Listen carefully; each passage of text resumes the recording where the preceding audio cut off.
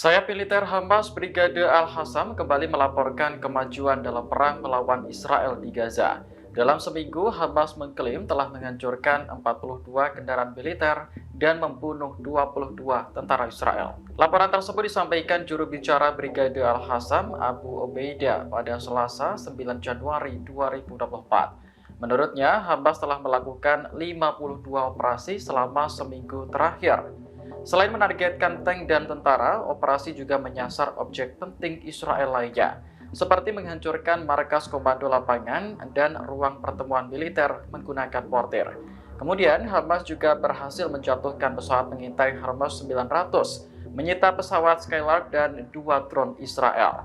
Bahkan, militan Palestina tersebut sempat melakukan serangan rudal yang terkonsentrasi di wilayah Tel Aviv dan sekitarnya. Saat ini perang Israel dan Hamas sudah memasuki bulan ketiga sejak dimulai pada Oktober 2023 lalu.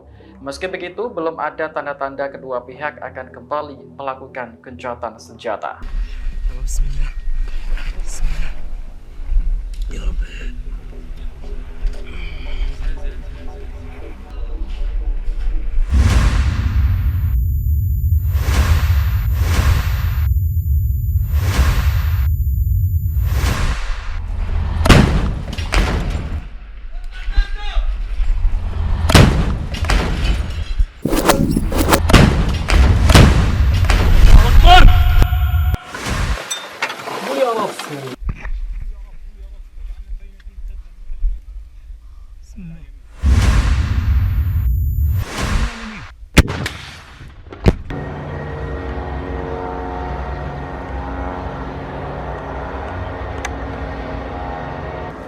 Download Tribun X sekarang, menghadirkan lokal menjadi Indonesia.